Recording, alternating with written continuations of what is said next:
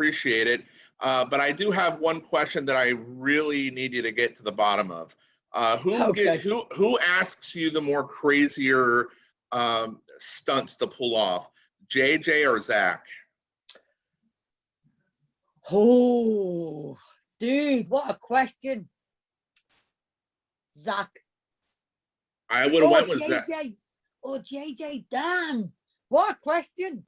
That's a hard one, I'll be honest. Very, very on par with each other. But if I had to pick one, I'd probably sway to Zack. Well, Zack seems like he would ask you in the nicest of ways and try to butter you up and then ask you to like defy gravity in a stunt, where JJ might just say, okay, you're going to do this, and just kind of walk off and handle 52 million other things. Well, actually, they are dead similar. Zack would stand there and he would act out the whole thing. Honestly, he'd go, hey, Eunice, what about this? And he'd play one character, and then he'd jump to where that character is, and he go, and he does this, and he goes up, and he does it. And then what we want to do is swing through, and he would live the moment. Whereas JJ would explicitly describe it as if it was already written in a script. Well, likely, in his case, it would have been written, but rather than focus on the rise of Skywalker, let's focus on the man of the hour, Mr. Zack Snyder and the Zack Snyder Justice League. Now, what is the craziest stunt that you had to choreograph in the Zack Snyder Justice League? I think when we did Themyscira, that was crazy because we had so many women. We had, at one point, we had something like 16 Amazonians on lines being lifted and slammed into Steppenwolf and stuff like that. So that was really mental. It was great, though. It was really raw and energy and visceral. That was cool. But the challenge of Aquaman in doing the fights underwater that we did dry for wet, and like trying to keep it so that his tone, that he was always underwater and his movement would be floating and that. So that was kind of cool as well, yeah. Well, I would have to imagine, as someone who is really adept to choreographing these physical sequences, from Salt all the way to now. I mean, your career speaks for itself. When someone comes to you and says, yes, I want you to come up with this physical sequence, but make it look like it's underwater, that there has to be a degree of difficulty. So as a professional, how do you kind of account for that? How did you have to do some research? Did you have to play with some things? No, we did plenty of research. We researched everything. We researched movements underwater, how you would do it. We researched human form, dolphin form, like every different type of the fastest, like seals, how seals maneuver and come up and go down. And we researched everything. We even would research how birds go, like the peregrine falcon, which wraps itself so that it goes really fast to create more speed. So the research was amazing. It's actually part and parcel of what's the lovely part of it, the creative process, is all the research. And this is where I'm going to get on my high horse, Eunice, so just pardon me for a second.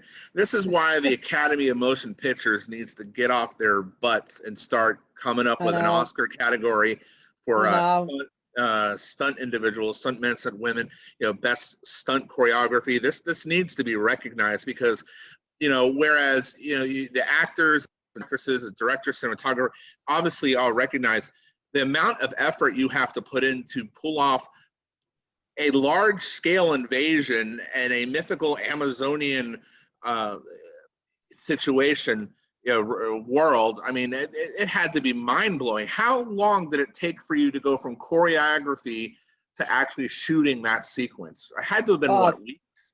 Months. It's months, honestly. It's months. Oh, really?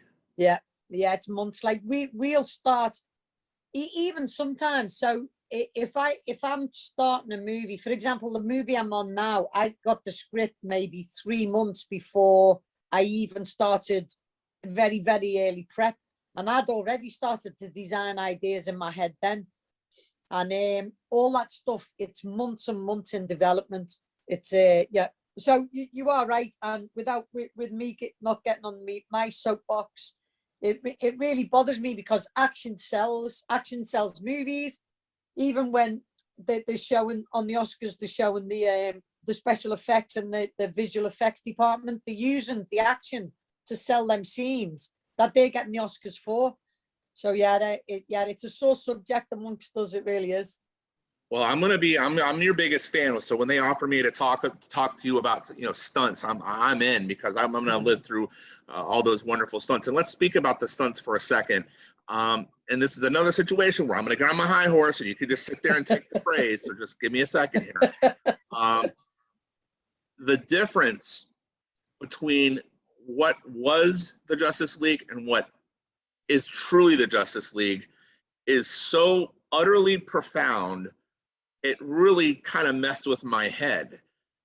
When fans see Zack Snyder's Justice League, they are going to literally be gobsmacked, because there are actual sequences in the Snyder Cut that you don't see in the Justice League that was out there. We'll call it the fake Justice League, because that's what it deserves. Was it gratifying to see finally your true work put in the proper sequence and the proper context and framed in the manner in which you envisioned along with Zack? Yeah, I didn't see the OG, the theatrical. I didn't see it. I didn't have the heart. I didn't have the heart to go and see it. Some of my boys went, my team, and they come back with mixed reviews. And I was like, was Themyscira in where they pulled Steppenwolf down? They're like, no. Was Cyborg on the roof in? No. Was the American football scene in? No. And I'm like, I'm not watching it. So for me now, the fact I adored Zack so much, and the making of that movie was such a great process to work with Zack and collaborate with him like we did.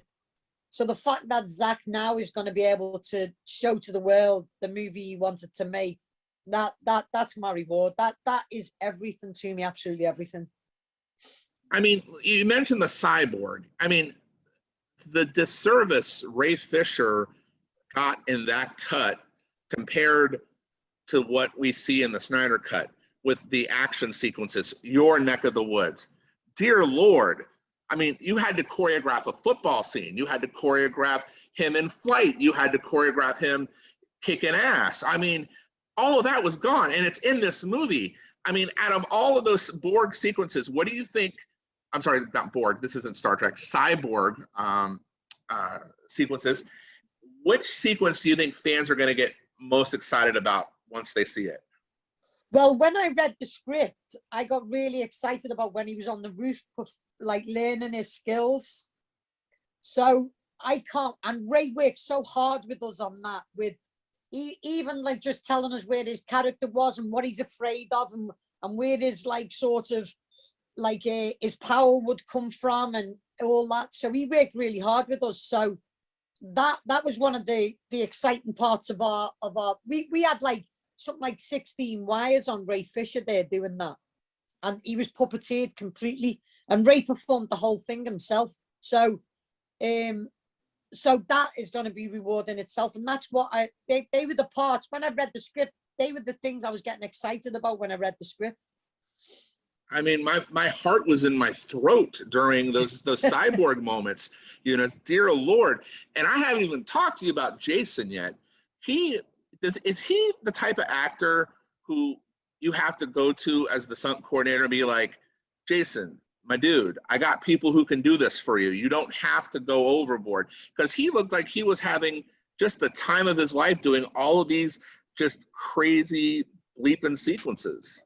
Well, I'm the opposite. I love the actor to be doing all as much as possible without the compromise of toning it down too much.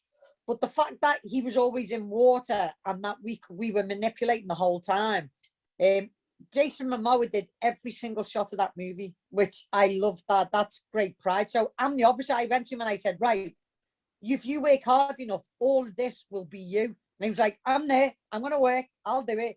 And he was quite collaborative as well. Sometimes actors will suggest stuff and it's not great. And you're a bit like, yeah, okay, maybe we'll do that. But with Jason, he'd suggest something and be like, shit, that's so cool. Yeah, we're on it. That's what we'll do.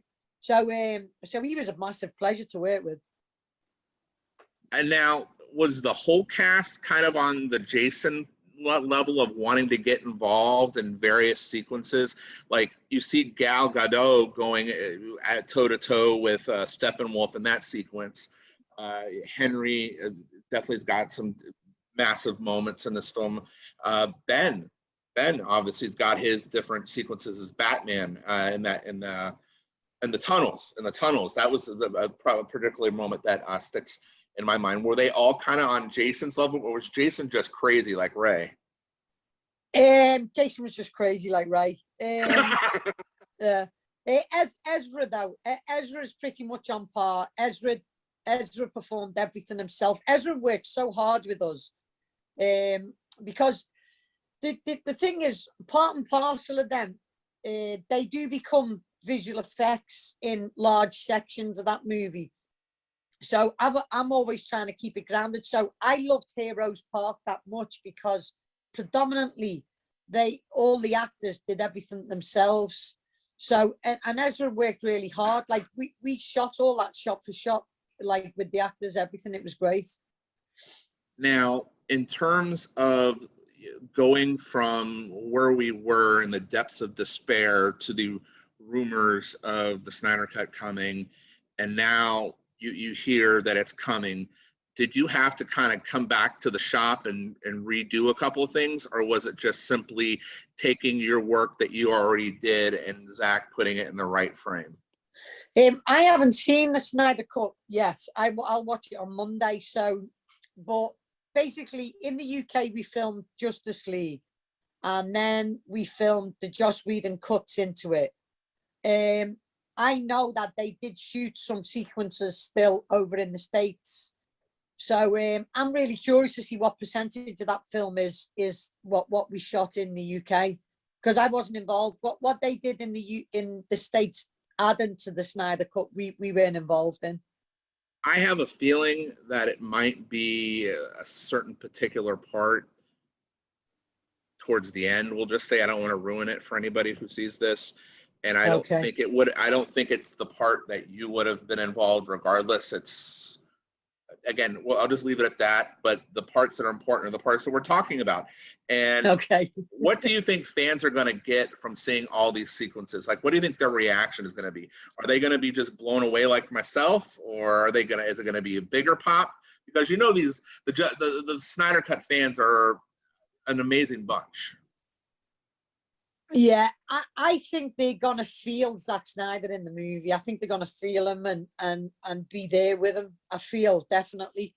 I think Zack has a way that he makes films, and he has a way of the way he looks at the characters, how much of the camera is a character and how much like the character's the main character on screen and stuff like that. And you really feel that with Zack's movies. That's what I love about Zack's movies. There's always something like 300. The cameras was such a character in that film. It was mind blowing, and I just think that you feel Zack in it. You know what I mean? I haven't seen the original one. I didn't watch it. I might watch it after I've watched the Snyder Cut. Now I might watch it, but I think it's night and day. I think the fans are gonna go, thank you, Mr. Snyder. That's exactly what we wanted to see. Well, I think people, if you do what I did, because I watched the OG one and then I watched the Snyder Cut, okay, and I was quite frankly pissed at how awful they did, you know, Zack, because it was so different, and the contrast is so great, and your work is on display, and that's what we want to see. We want to see the stunts. We want to see the action. You did all that work. We want to see it. But I would be remiss, and I really thank you for your time, and I love how chill you are. You're totally in my speed. I'm just gonna say it. I know what movie you're working on. It involves a certain speedster, right? Right. It involves a certain Dark Knight, we'll say, an OG Dark Knight. How's that experience been so far? Has it been quite the flash that you anticipate? Oh, wait a minute. Did I let that slip? Actually, it's great. Andy, our director, he's got a great vision in his mind, and it's going to be great fun just delivering what's in his brain for this film. We're still in pre-production, so it's still early days. We haven't even got any cast members on board yet, so we're still just doing design and action scenes and testing different formats and stuff like that, doing camera tests to see what works for camera and stuff. So we're still in that stage at the moment, but it's great fun so far. We'll end on a tease. Is there something in this movie that's in your wheelhouse, your stunt neck of the woods, that you are just so excited for the fans to see? Yes. Oh my God. Yes. If I told you the ordeal that's been going on with this internet nonsense, you'd be like, "Wow, that sounds like you're trying to get the Snyder Cut made." It's been something, and plus I have my son in the background who's wanting to show you Fireman Sam. So he's just going over here apparently. I love it. So out of all the times, he completely ignores me. So when I get on with the sound guys from what will be the most talked about release tonight, Zack Snyder's Justice League, he decides to show up. So let's talk about it.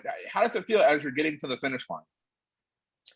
We are at the finish line, thank For us. for us anyway. We just finished up a few weeks ago, but I've been going to like Deluxe Lab and QCing different formats, and that's been fun. Not going back and forth and actually working on it, but sitting back and watching it. And I even got to QC the black and white version, and I was like, oh my God, it's stunning. Like beautiful. So I guess my question is, I mean, did you sit and watch the other Justice League, or did you even go through it? Because when I spoke to the stunt coordinator, she was just like, hell no, I didn't want to sit through it. Did you watch it? We worked through it all. We did that one. We started with Zack in I know that. Yeah, at the end of 2016. Worked with him through May, and we continued to finish the film. We were in the middle of it, and I talked to Zack about it, and he says, I would hope that you guys would continue to finish in the spirit that we started, and my name's still going to be on this, and go. So DJ, the visual effects supervisor, and myself continued. So sound and visual style, sort of moved on in the same spirit.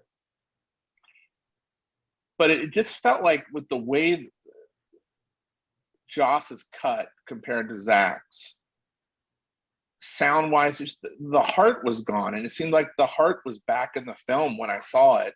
And that's kind of the best way I could put it.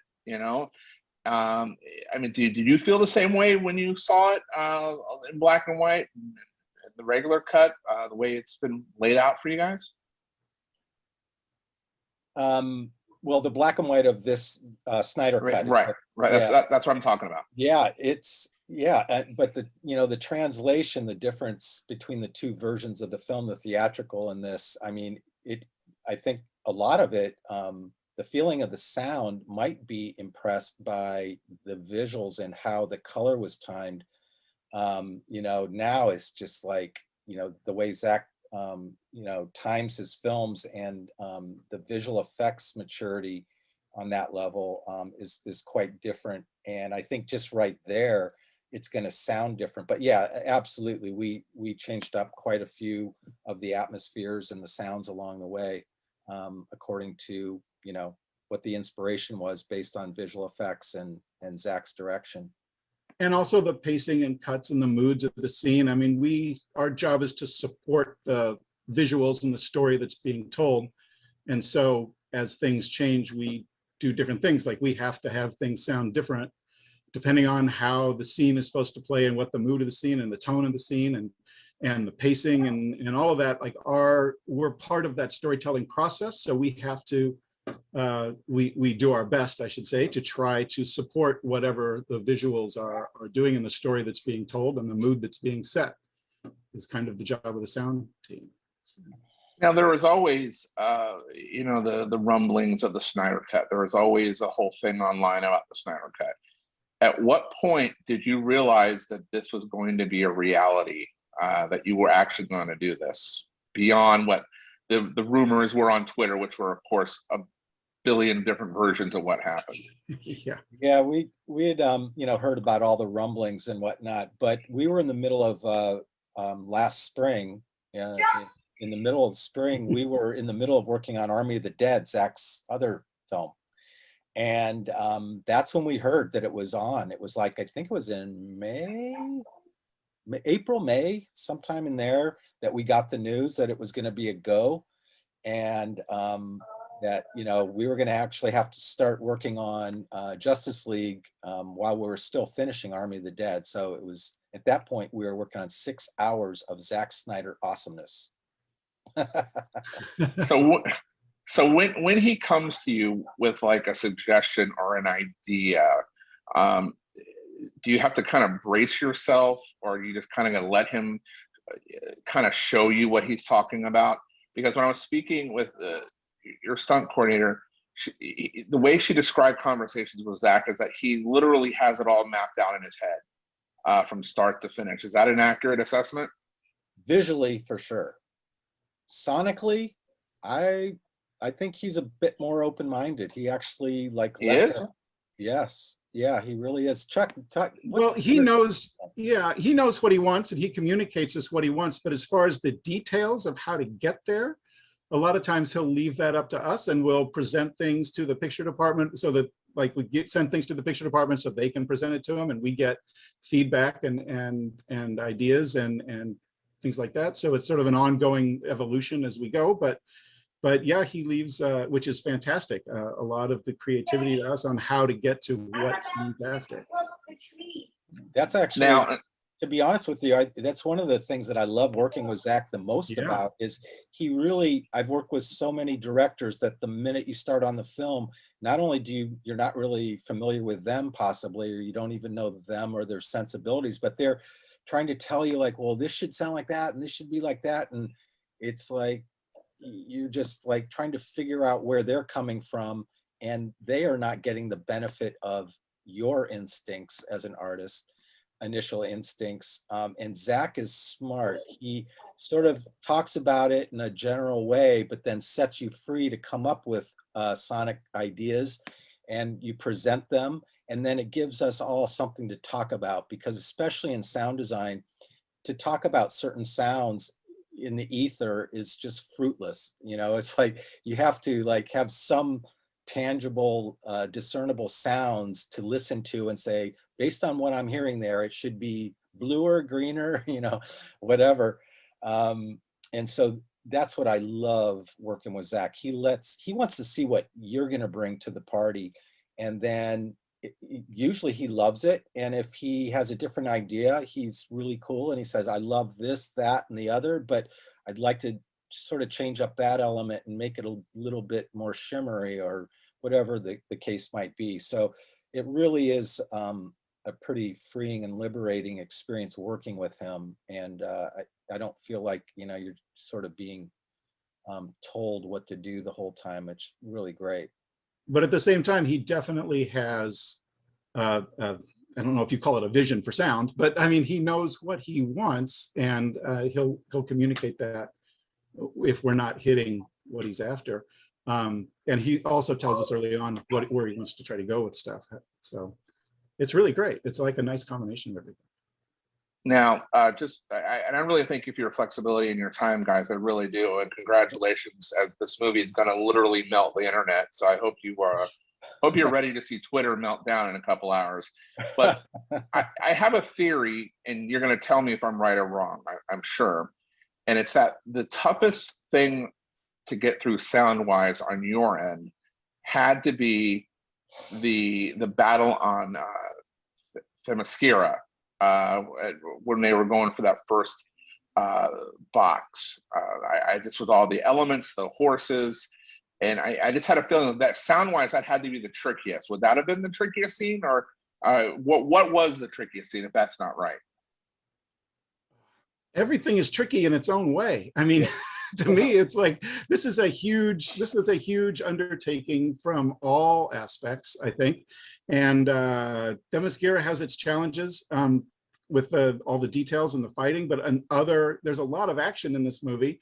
The underwater action scenes have their own challenges, and everything in it was really an opportunity to dive in and do something unique and cool. And yeah, I personally can't pinpoint one thing that was particularly challenging, because I felt the whole film is nicely paced, but like all of the big action pieces are very challenging in their own ways, with they have their own set of challenges that present sonically for us to get by.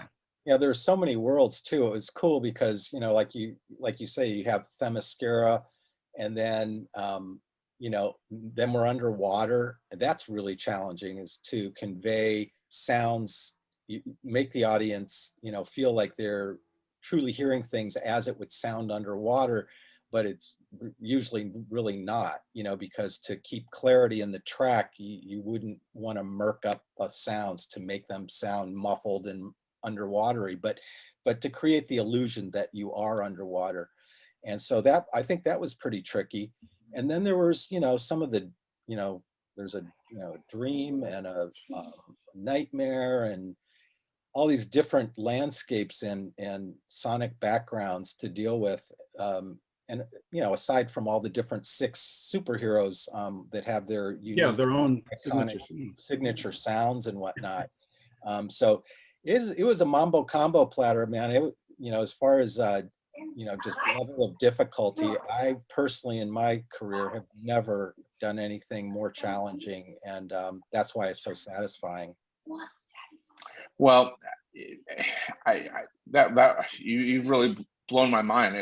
I thought it was one. You're telling me it's every element of the film, but it actually kind of makes perfect sense. I'm sorry if I kind of diluted what you guys had to go through. No.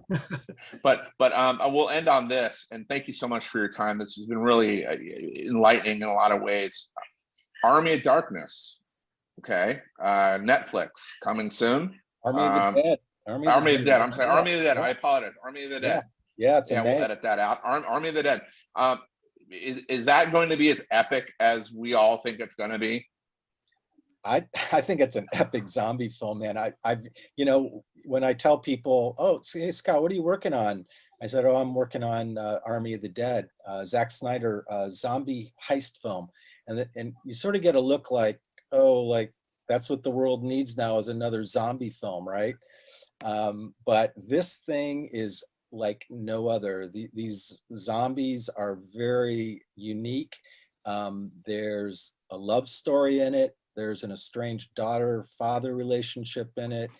Even within the zombies, they're sort of semi-rational and smart in certain ways. I won't give away, but there's many different cool, very cool things in the film, and I think it's an epic zombie film myself.